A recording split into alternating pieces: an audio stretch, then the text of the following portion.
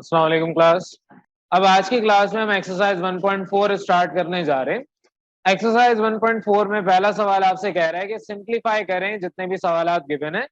अब ये तमाम के तमाम सवालात जो आपने पिछले लेक्चर्स में जितने भी लॉज ऑफ एक्सपोनेंट पढ़े हैं उसकी बेसिस पे सॉल्व होंगे।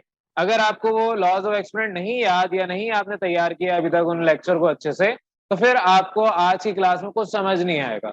आपने पहले अपने लेक्चर को जो पहले पढ़ चुके हैं उसको जाके रिवाइज करना है, उसे अच्छे से अंडरस्टैंड करना है, समझना है, और फिर आज जो मैं पढ़ा रहा हूँ वो आपको समझ आएगा। अदरवाइज क्लास में आप बैठे होंगे तो बस मक्खियां मार रहे होंगे। मक्खियां तो खैर यहाँ पे है नहीं। चले, बहरहाल आपके पास यहाँ पे पहला सवाल कहता है, क्वेश्चन नंबर 1 का फर्स्ट पार्ट है कि 3 की पावर 5 डिवाइड करें 3 की पावर 2 से तो क्या होगा। अब सोल्यूशन लिखने का तरीका आप समझ लें। मैं पहले इस सवाल में करवा रहा हूँ, बाकी सारे आप खुद करेंगे। आपने ब्लू मार्कर से सोल्यूशन की हेडिंग डालनी है, आप चाहें तो अंडरलाइन ब्लैक मार्कर से कर लें। और जाहिर है आपका ये क्वेश्चन ब्लैक से लिखा होगा और ब्लू इंक पेन से आपने यहाँ पर इसको सॉल्व करना है। सबसे पहले जो पहला स्टेप आता है वो वही होता है जो आपका सवाल था गिवन। तो जो सवाल आपके गिवन है उसको आप पहले स्टेप के तौर पे लिखेंगे। अब यहाँ पर अपने जो लॉज ऑफ एक्सपोनेंट आपने पढ़े हैं उनको अप्लाई करेंगे। तो फॉर एग्जांपल आपको पता है कि same base having different power, तो आपके पास ऊपर जाके माइनस हो जाएगी डिनोमिनेटर की पावर। तो 3 की पावर 5 - 2 3 की पावर 3, इसका मतलब होता है कि 3 अपने ही आप से 3 दफा मल्टीप्लाई होगा। तो 3 3 9, 9 3 27, इसका फाइनल आंसर जो आएगा दैट विल बी 27। अब दूसरा सवाल भी आपके पास इसी तरीके से है। इसमें आपको ये जो डॉट है इट मींस कि वैल्यूज मल्टीप्लाई हो रही हैं आपस में। तरीकेकार वही है, सोल्यूशन आपने प्रॉपर लिखना है, अंडरलाइन करना चाहे कर लें। पहला स्टेप आपका जो सवाल है वही आएगा। तो नेक्स्ट टाइम से मैं सोल्यूशन की हेडिंग भी नहीं डालूंगा, ना ही मैं सवाल लिखूंगा। मेरा जो पहला स्टेप होगा वो आपका क्वेश्चन ही होगा। तो आप लोगों को खुद अपनी प्रेजेंटेशन प्रॉपर करनी है। 2 की पावर 4 को एज इट इज रहने देते हैं। 5 की पावर 3, आपको ये जो 10 है इसको मैं 2 × 5 और होल पावर 2 लिख सकता हूँ। मैंने 10 को 2 × 5 और होल पावर 2 में कन्वर्ट कर दिया। 5 2 10, 10 की पावर 2 वापस वही चीज आ गई। तो अब आपने लॉ ऑफ एक्सपोनेंट पढ़ा था कि अगर आपके पास सेम पावर है दोनों के ऊपर और कॉमन लिखी हुई है तो आप इंडिविजुअल वैल्यूज के ऊपर इसको लिख सकते हैं। तो ये आपके पास 2 की पावर 2, 5 की पावर भी 2 होगी। डॉट डालें, मल्टीप्लाई का साइन, लेकिन दोनों एक ही हैं। अब यहाँ पर आपने जब देखा कि ऊपर और नीचे बेसिस सेम है लेकिन पावर डिफरेंट है, तो 2 की पावर 4 - 2 मल्टीप्लाई बाय 5 की पावर 3 - 2। आप इस तरीके से इसको डायरेक्ट लिख सकते हैं। यहाँ तो कोई कंफ्यूजन? तो अब यहाँ पर आप जब इसको सॉल्व करेंगे 2 की पावर 2 मल्टीप्लाई बाय 5 की पावर 1। अब हम 1 पावर नहीं लिखते, इट इज अंडरस्टूड। आपका 2 की पावर 2 क्या होगा, 2 × 2। और जो 5 की पावर 1 है वो एज इट इज 5 के तौर पे लिखें। अब आप इसको सॉल्व कर लें। 5 2 10, 10 2 20, तो आपका फाइनल आंसर विल बी 20। ये आपका इस तरीके से क्वेश्चन नंबर 2 सॉल्व हो गया। अब अपने क्वेश्चन 3 को देखें। आपके पास यहाँ पर कुछ इस तरीके से वैल्यूज हैं। अब अगर आप पिछले सवालात को देखेंगे तो उसके अंदर एक ही बेस था, लेकिन अब यहाँ पर ब्रैकेट के अंदर ही पूरी बेस गिवन है। a प्लस बी को हम कंसीडर करेंगे ये बेस ही है। तो जिस तरीके से 2 की पावर 4 था उसी तरीके से यहाँ पर a प्लस बी की होल पावर 2 है। आप देख रहे हैं कि न्यूमरेटर और डिनोमिनेटर दोनों में वैल्यू सेम है। अब आपका सोल्यूशन जब होगा हेडिंग डालने के बाद पहला स्टेप यही आ गया। दूसरा स्टेप आप देख रहे हैं ऊपर न्यूमरेटर डिनोमिनेटर में a प्लस बी सेम है, पावर इनकी 2 - 1। अगर कुछ नहीं लिखा हुआ तो इट इज अंडरस्टूड कि यहाँ पर पावर 1 होगी। सिमिलरली आपका c प्लस डी ऊपर नीचे दोनों तरफ सेम है, बेस सेम है। c प्लस डी की होल पावर 3 - 2, ऊपर पावर 3 है नीचे पावर 2 है, तो डिनोमिनेटर की पावर ऊपर जाके माइनस हो जाएगी। तो आपका जो फाइनल आंसर आएगा that will be a plus B की power 1 into C plus D की पावर 1। आप यहाँ पर a plus B into C plus D लिख दें, क्योंकि आपको पता है कि 1 आपके पावर हर किसी के ऊपर होती है अगर मेंशन नहीं है तो, और 1 को हम मेंशन करते भी नहीं। क्लियर है यहाँ तक? अब आपका क्वेश्चन नंबर 2 कहता है simplify by using laws of exponent. आपने लॉज ऑफ एक्सपोनेंट यहाँ पर इस्तेमाल करने। पहला सवाल आपको गिवन है 1/3 की whole power 4 multiply by same base, लेकिन यहाँ पर पावर 5 अब मल्टीप्लाई हो रही है। तो आपने लॉ ऑफ एक्सपोनेंट पढ़ा था कि जब भी आपके पास दो सेम बेसेस आपस में मल्टीप्लाई होंगी, तरीकेकार इसका यही है, सोल्यूशन की हेडिंग डालेंगे। पहला आप स्टेप वही सवाल उतारेंगे जो आपको गिवन है, उसके बाद आपने लॉ ऑफ एक्सपोनेंट यहाँ पर अप्लाई करना है। तो according to law of exponent आपके पास बेस सेम है तो पावर्स आपस में ऐड हो जाएंगी। तो 4 + 5 आपके पास 1/3 की होल पावर 9। आप यहाँ तक इसका आंसर दे दें, और अगर दिल चाहे तो आप इसको आगे भी ओपन कर सकते हैं। आपके पास बेस यहाँ पर 1/3 है, यानी आप इसमें डिवाइड हो रहे हैं, होल पावर 9 है।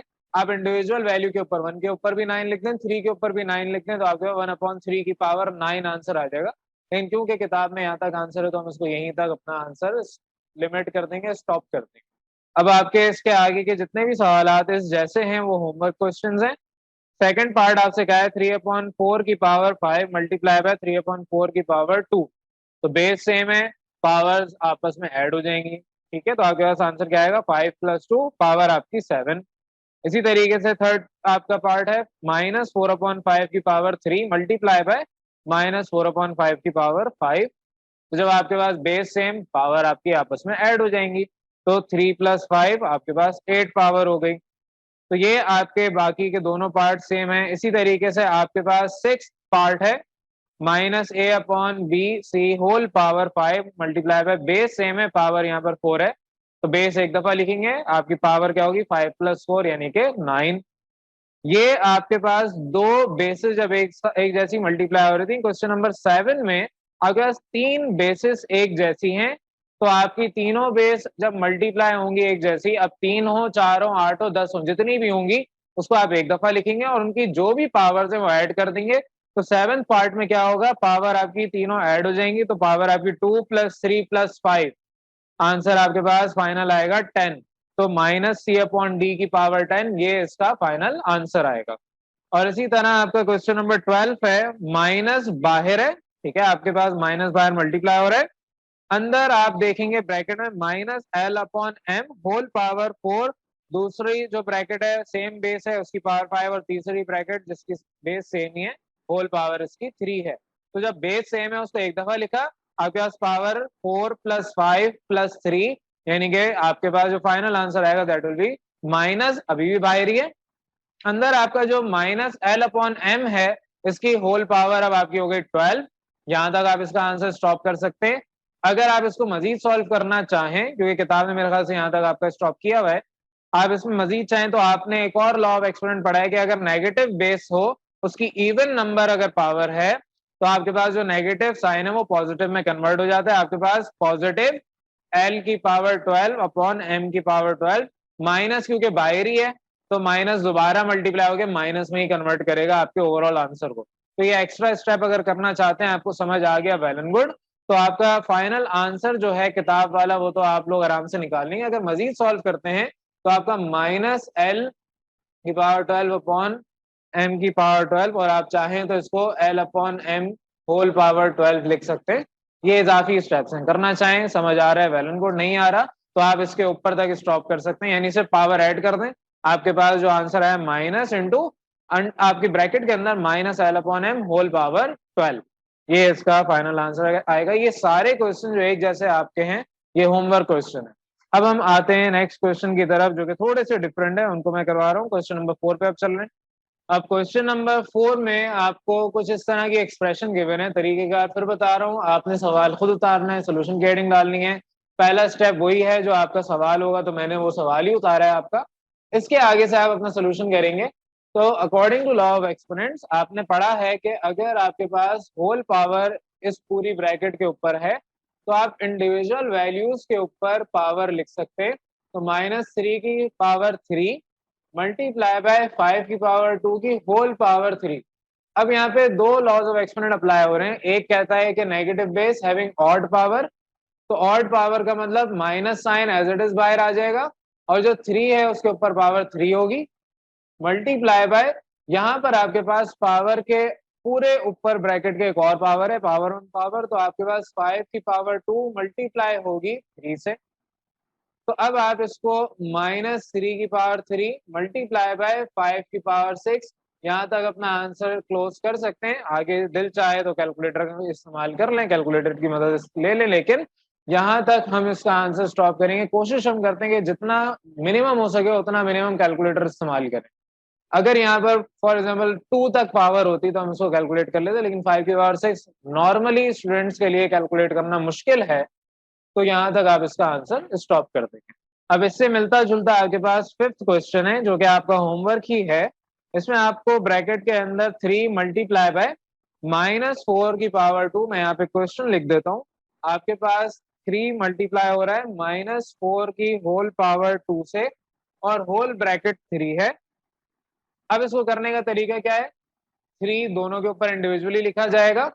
तो आपके पास 3 की पावर 3 मल्टीप्लाई बाय -4 के ऊपर 2 पावर थी और होल पावर 3 है। ठीक है, अब आगे आपके पास ये तो एज इट इज 3 की पावर 3 आ जाएगा, लेकिन आपके पास ये -4 के ऊपर पावर 2 मल्टीप्लाई बाय 3 होगी। 2 multiply by 3 6, 6 is a even number, तो negative base having even power आपके पास बेस डायरेक्ट पॉजिटिव कन्वर्ट कर देगी। फाइनल आंसर स्टेप मिस करने के बाद जो आएगा 3 की पावर 3 मल्टीप्लाई बाय 4 की पावर 6, ये आपका फाइनल आंसर आएगा। तो ये आपका होमवर्क है, मैंने आधे से ज्यादा करवा दिया है, लेकिन रफली नोट करके आपको करवाया, तो आपने इसको घर पे जाके प्रॉपर नोट करना है। जिस तरह हमने प्रीवियस क्वेश्चन देखा उसी तरीके से ये वाला पार्ट भी आपने करना है। अब आपके पास 8 पार्ट कुछ इस तरीके से है कि 3 आपको वेरिएबल्स गिवन है और तीनों की पावर्स कुछ ना कुछ मौजूद है। आपने क्या करना है, सबसे पहले तो इनको जो एक जैसे हैं उन्हें अलग लिखते हैं, यानी कि m मल्टीप्लाई बाय m की पावर 5 एक ब्रैकेट में लिख दें। इसी तरीके से n स्क्वायर इंटू n की पावर 3 इसको अलग ब्रैकेट में लिख दें। और सिमिलरली आपके पास t की पावर 4 इंटू t की पावर 7 अलग ब्रैकेट में लिख दें। जितने भी वेरिएबल्स एक जैसे हैं उन्हें एक साथ एक ही ब्रैकेट के अंदर लिख दें। फिर आपको पता है according to law of exponent, यहाँ पर m की पावर 1 + 5 हो जाएगी, यहाँ पर n की पावर 2 + 3 और यहाँ पर t की पावर 4 + 7 में कन्वर्ट हो जाएगी। तो अब आपके पास जो फाइनल आंसर आया दैट विल बी m की पावर 6, n की पावर 5 एंड t की पावर 11। तो इस तरीके से ये वाली जो टाइप के क्वेश्चन है आपने ऐसे सॉल्व करने। सिमिलरली आपके पास नेक्स्ट क्वेश्चन है क्वेश्चन नंबर 9। उसके अंदर आपको गिवन है a की पावर 2, c की पावर 5, b की पावर 2 एंड सो ऑन, ये पूरा आपको गिवन है। आपने यहाँ से a की सारी वैल्यूज अलग करनी है, b की सारी वैल्यूज अलग और c की सारी वैल्यू अलग। तो आपके पास यहाँ पर a की जो वैल्यूज हैं जब आप उन्हें मल्टीप्लाई करेंगे, पावर आपके पास एक 2 है, एक 3 है, एक 4 है, तो आपके पास 2 + 3 + 4। आपका जो b है दैट इज 2 और दूसरा आपके पास 4, तो 2 + 4 और आपका c इसमें आपके पास पावर 5 और 3 है, तो 5 + 3 आपके पास फिर फाइनल आंसर a की पावर हो जाएगी 9, b की पावर 6 और c की पावर 8। तो सिंपली आपने क्या करना है, एक जैसी वैल्यूज को हर सवाल जो कैटेगरी का इस टाइप का है उनको एक जगह पे ब्रैकेट में अलग किया और फिर उनकी पावर्स को जाहिर है बेसिस मल्टीप्लाई और ये सेम हैविंग डिफरेंट पावर्स, आपने उनकी पावर्स को ऐड कर दिया और फाइनल आंसर इस तरीके से आपने लिख के दे दिया। सिमिलरली क्वेश्चन नंबर 10, यहाँ पर भी यही है। क्वेश्चन नंबर 10 आप देखें, आपके पास 10 मल्टीप्लाई हो रहा है, x यहाँ पर 2 दफा है, 4 और 2 पावर है, तो x एक दफा लिखेंगे, पावर इन दोनों की ऐड हो जाएंगी क्योंकि ये दोनों आपस में मल्टीप्लाई हो रहे हैं। आपके पास x की पावर 4 + 2, y भी आपके पास 2 हैं तो पावर 6 + 3, z एक ही है तो एज इट इज रहेगा। आपके पास फाइनल आंसर आएगा 10 की पावर x 10 इंटू x की पावर 6, y की पावर 9 और z यहाँ पर पावर आपको 2 गिवन है, z स्क्वायर। और इसी तरीके से 11 पार्ट ये भी आपने करना है, मैं डिस्कस नहीं कर रहा। तो इस तरीके से आपके पास ये सारे क्वेश्चन नंबर 2 के पार्ट्स आज हमने डिस्कस किए हैं। ये आपके होमवर्क भी हैं, इसको आपने घर पे बैठ के ट्राई करना है। अगर नहीं होगा तो नेक्स्ट क्लास में हम इनको सॉल्व कर लेंगे, चेक कर लेंगे, लेकिन पहले आपने इसको होमवर्क के इनको लाजमी चेक करना है खुद से बैठ के। एक दफा खुद एफर्ट करें, सारे हम क्लास में नहीं करेंगे, आप खुद भी एफर्ट करेंगे। कोई नहीं होगा आप क्लास में डिस्कस करेंगे तो हम उसको देख लेंगे, उसको सॉल्व कर लेंगे। अब क्वेश्चन नंबर 3 आपके पास कहता है simplify using the law of exponent, वही चीज, लेकिन अब कैटेगरी थोड़ी सी डिफरेंट हो गई है। आपके पास पहला सवाल है कि 5 की पावर यहाँ पर गिवन है 2 और होल पावर इसकी गिवन है 3। तो आपने उसी तरीके से सोल्यूशन की हेडिंग डाली और फिर पहला स्टेप वही जो सवाल है उसको उतारा। तो मैं डायरेक्ट कर रहा हूँ। आपको पता है लॉ ऑफ एक्सपोनेंट यहाँ पर क्या अप्लाई होगा, तो दोनों पावर्स आपस में मल्टीप्लाई होंगी। आपके पास जो 5 है इसकी पावर लिखी जाएगी 6। यहाँ पर आप इसका आंसर स्टॉप कर दें क्योंकि इसके आगे आपको कैलकुलेटर की मदद चाहिए होगी, आपको कैलकुलेटर का इस्तेमाल करना पड़ेगा। इसी तरीके से आपके पास सेकंड पार्ट है, इसको देखें। आपके पास एक्स वाई की पावर यहाँ पर गिवन है 3 और होल पावर 5 है। आपने यही वाला लॉ अप्लाई करना है, तो 3 मल्टीप्लाई बाय 5 आपके पास होल पावर 15 आएगी, तो एक्स वाई की होल पावर 15, ये आपका आंसर है सिंपल 2 स्टेप का। अब आपके पास थर्ड पार्ट में इसी तरीके से कहा है कि आपके -4 के होल पावर 2 है और इस पूरी वैल्यू के होल ब्रैकेट 5 है। तो आपके पास वही सवाल है, मैं यहाँ पे लिख भी देता हूँ कि आपने -4 के ऊपर पावर 2 है और होल पावर 5 है। तो अगले स्टेप में क्या करेंगे, 2 को मल्टीप्लाई करेंगे 5 से, आपके पास आंसर आएगा -4 की होल पावर 10।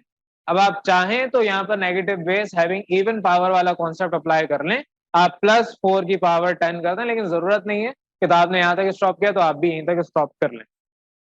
यहाँ पर आपके पास जितने भी इस तरह के सवालात हैं वो आपने खुद करने हैं, ये आपका होमवर्क था। क्वेश्चन नंबर 4 आपके पास थोड़ा बहुत मिलता जुलता ही है। क्वेश्चन नंबर 4 में आपसे कहा है, मैं यहाँ पर समझा रहा हूँ कि अगर -3 की पावर 3 मल्टीप्लाई हो -4 की पावर 2 होल ब्रैकेट 3, तो सबसे पहले आपको पता है कि आपके पास -3 की पावर 3 मल्टीप्लाई बाय 3 होगी। मैं डायरेक्ट स्टेप मिस कर रहा हूँ, ठीक है, आपने यहाँ पे जो स्टेप्स हैं खुद फुलफिल करने। और -4 की पावर 2 मल्टीप्लाई होगी 3 से। पहले तो आप इन दोनों के ऊपर होल पावर 3 लिखेंगे, ठीक है, आप लिखेंगे यहाँ पर कर्ली ब्रैकेट बना के -3 की power 3 whole power 3। Same with this आप कर्ली ब्रैकेट बना के -4 की पावर 2 होल पावर 3 और उसके बाद ये स्टेप करेंगे। फिर आपके पास यहाँ पर जो फाइनल आंसर आएगा दैट विल बी, यहाँ पर मल्टीप्लाई करते हैं, तो जो भी आपकी वैल्यूज हैं ये इस तरीके से आंसर आप लिख देंगे।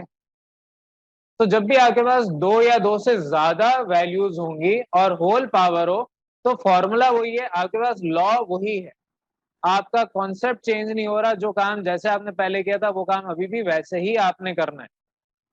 तो इसी तरीके से आपके पास यहाँ पर फिफ्थ क्वेश्चन है। फिफ्थ क्वेश्चन में आपसे कहा है कि आपके पास b² / 5 है और होल पावर 3 है। यहाँ पर आपने लॉ ऑफ एक्सपोनेंट पढ़ा था कि अगर दोनों वैल्यूज डिवाइड हो रही है और होल पावर आपकी कॉमन है, तो आप इंडिविजुअल वैल्यूज के ऊपर अपनी पावर ओपन कर दें। तो 3 आपका b² के ऊपर भी आएगा और 3 आपकी पावर 5 के ऊपर भी आएगी। अब आपके पास ये जो b है इसकी पावर 2 मल्टीप्लाई बाय 3 और ये जो आपके पास 5 है इसकी पावर 3 एज इट इज लिखी जाएगी। तो आपका जो फाइनल आंसर आएगा दैट विल बी b की पावर 6/5 की पावर 3। आगे इसको सॉल्व करने की जरूरत नहीं है, बस यहीं पर आप इसका आंसर फाइनल देंगे। अब यहाँ पर आपका 6th पार्ट है, इसको जल्दी से देखें। आपके 6th पार्ट में कहा है कि -4/9 की पावर होल 2 है और इस पूरी वैल्यू के होल पावर 3 गिवन है। तो सिंपली आपके पास 2 मल्टीप्लाई हो जाएगा 3 से, लॉ ऑफ एक्सपोनेंट में पढ़ा चुका हूँ। तो आंसर आपके पास यहाँ पे पावर का 6 आएगा। फिर आप इसको इंडिविजुअली ओपन कर लें, दोनों के ऊपर आपके पास 6 आ जाएगा। आप चाहें, क्योंकि यहाँ पर आपका आंसर स्टॉप कर दिया, आप चाहें तो इसको प्लस में कन्वर्ट करें, तो आपके पास +4 की पावर 6/9 की पावर 6 में कन्वर्ट हो सकता है। लेकिन यहाँ तक भी आप आंसर देते हैं तो कोई मसला नहीं है, कोशिश करें कि आगे भी सॉल्व कर लें। 7th आपके पास कहता है, यहाँ पर आपको 3 दफा पावर दी हुई है, z की पावर 3 है, फिर इस होल वैल्यू की पावर 2 है और फिर उसके बाद दोबारा होल ब्रैकेट में 4 गिवन है। सबसे पहले हम क्या करेंगे, अंदर की पावर्स को सॉल्व करेंगे। तो आपके पास z की पावर 3 मल्टीप्लाई बाय 2 पहले होगी और 4 अभी बाहर एज इट इज रहेगा। तो जब आपने 3 को 2 से मल्टीप्लाई किया तो 6, z की पावर अब 6 कन्वर्ट हो गई। अब दोबारा वही सेम आपके पास लॉ ऑफ एक्सपोनेंट अप्लाई हो रहा है, अब 6 मल्टीप्लाई होगा 4 के साथ, तो आपके पास 6 4 ज़ा 24। इस तरीके से आपके पास ये वाले सवाल में आंसर निकाला जाएगा। इसी कॉन्सेप्ट को लेते हुए आपके पास लास्ट पार्ट है 8। जिसमें आपको एक ही बेस है लेकिन डिफरेंट पावर्स आपस में मल्टीप्लाई हो रही हैं। अब यहाँ m की पावर कुछ नहीं गिवन, तो इट इज अंडरस्टूड कि यहाँ पावर 1 होगी। जो आप बेस एक दफा लिखेंगे तो पावर्स इन सब की ऐड कर देंगे, 1 + 2 + 3 + 4 जो पावर थी वो ऐड हो गई क्योंकि सारे आपस में मल्टीप्लाई हो रहे हैं। तो आपके पास अब m की पावर 10 आ गई, होल पावर इसके ऊपर 2 पहले से मौजूद थी और इस पूरे की पावर 5 ऑलरेडी बाहर मौजूद थी। तो अब आपके पास यहाँ पर जब m की पावर 10 होल पावर 2 और इस पूरे की पावर 5 है तो वही केस बन गया जो आपके प्रीवियस क्वेश्चन का था। अब आपने इसके आगे इसको वैसे ही सॉल्व करना है जैसे ये वाला सॉल्व किया। क्या होगा, 10 × 2 से होगा, पहले पावर 20 आएगी, फिर 20 × होगा 5 से, आपके पास पावर 100 आएगी। Final answer will be m की पावर 100। तो इस तरीके से आपके पास ये तमाम सवाल क्वेश्चन नंबर 3 के कंप्लीट होते हैं। और आपकी एक्सरसाइज का अब आपके पास जो लास्ट क्वेश्चन है, क्वेश्चन नंबर 9, ये आपका होमवर्क है। सेम आपके पास बेस है -0.1, होल पावर सबकी 2 3 4 डिफरेंट है, तो पहले आप पावर ऐड करेंगे। तो आपके पास 2 + 3 + 4 9, 9 की होल पावर अब आपके पास बाहर 2 है तो 9 2s are 18। आपके पास अंदर ब्रैकेट में -0.1, पावर इसकी 18 है। आप चाहें तो इसमें अप्लाई करें, चाहे नहीं, आपको करना है। तो आपकी negative base having even power है तो पावर आपकी क्या करेगी, माइनस साइन को प्लस में कन्वर्ट करेगी। फाइनल आंसर जो आएगा वो माइनस जो बाहर है वो एज इट इज, ब्रैकेट में आपके पास 0.1 की होल पावर 18 आंसर आएगा। अब ये वर्बली मैंने समझाया है। जितने भी सवालात आज हमने डिस्कस किए हैं वर्बली, कुछ कहे कुछ मैंने होमवर्क यहाँ पर बोर्ड पे आधे करवा के छोड़ दिए, वो सारे नेक्स्ट क्लास में आप लोगों से अगर नहीं होंगे तो आप डिस्कस करेंगे। अदरवाइज कल फिर हम नेक्स्ट एक्सरसाइज की तरफ चलें। यहाँ तक किसी को कोई कंफ्यूजन? अस्सलाम वालेकुम क्लास। लास्ट क्लास में हमने एक्सरसाइज 1.4 की थी कंप्लीट। बहुत सारे क्वेश्चन मैंने आपको होमवर्क दिए थे। अब अगर उससे उस क्वेश्चन में जितने भी आपके प्रॉब्लम्स हैं वो भी डिस्कस कर रहे हैं। अगर कोई भी क्वेश्चन या कोई भी आपको क्वेश्चन का पार्ट समझ नहीं आया तो आप अभी डिस्कस कर लें। अगर वो सब आपने कर लिए, आपको क्लियर है, तो फिर हम नेक्स्ट एक्सरसाइज की तरफ आएंगे। तो कुछ स्टूडेंट को इस सवाल में प्रॉब्लम थी तो मैं इसको डिस्कस कर रहा हूँ। आपके पास ये क्वेश्चन नंबर 9 है, क्वेश्चन नंबर 3 का 9th पार्ट। तो इधर आप अगर गौर करें, अच्छा तरीकेकार आप लोगों को पता है। यहाँ पर अगर आप देखें तो आपके पास ये बेसिस सारी सेम है। तो जब बेसिस सेम है तो आप बेस एक दफा लिखेंगे, दैट इज -0.1 एक दफा। और क्योंकि ये सब आपस में मल्टीप्लाई हो रहे हैं तो ये इनकी जो पावर्स हैं वो आपस में ऐड हो जाएंगी। तो 2 + 3 + 4 ये आपस में इनकी पावर ऐड हो गई, होल पावर 2 इनकी बाहर एज इट इज। अब यहाँ पर -0.1 की पावर जब आप इसको ऐड करेंगे तो आंसर आएगा 9 होल पावर 2। और आप इसको जब ओपन करेंगे तो -0.1 की पावर 9 × 2 दैट इज -0.1 की पावर 18। अब आपका अगर किताब में आंसर ये नहीं आ रहा तो इसका मतलब ये कि आपने यहाँ पर लॉ ऑफ एक्सपेरिमेंट अप्लाई किया, तो आपके पास ये प्लस 0.1 की पावर 18 होगा और एंड में आप माइनस प्लस माइनस, और इसको आप 0.1 की पावर 18 ऐसे लिखने के बजाय ब्रैकेट के ऊपर 18 लिख दें। बोर्ड मास आपका कहता है कि आप सबसे पहले अपनी ब्रैकेट्स को सॉल्व करेंगे, उसके बाद आप अपना डिवीजन या मल्टीप्लिकेशन है वो करेंगे। तो पहले ब्रैकेट सॉल्व होगी तभी तो मल्टीप्लिकेशन होगी, ठीक है। और फिर उसके बाद अगर आपके एडिशन या सब्ट्रैक्शन है वो कर देते हैं। इस केस में तो नहीं है लेकिन ऐसे आपके केसेस आते हैं। तो सबसे पहले आप ब्रैकेट सॉल्व करते हैं, फिर उसके बाद आप मल्टीप्लिकेशन या डिवीजन करते हैं, और फिर उसके बाद अगर एडिशन या सब्ट्रैक्शन होती है तो वो करते हैं। ये आपका क्राइटेरिया है मैथमेटिकल कोई भी एक्सप्रेशन है उसको सॉल्व करने का। तो बस यहाँ पर आपकी जो भी कंफ्यूजन थी थोड़ी बहुत वो हमने डिस्कस कर ली है। अब यहाँ पर आपकी एक्सरसाइज 1.4 कंप्लीट हो जाती है। अब हम अपनी नेक्स्ट एक्सरसाइज की तरफ चलेंगे विच इज एक्सरसाइज 1.5।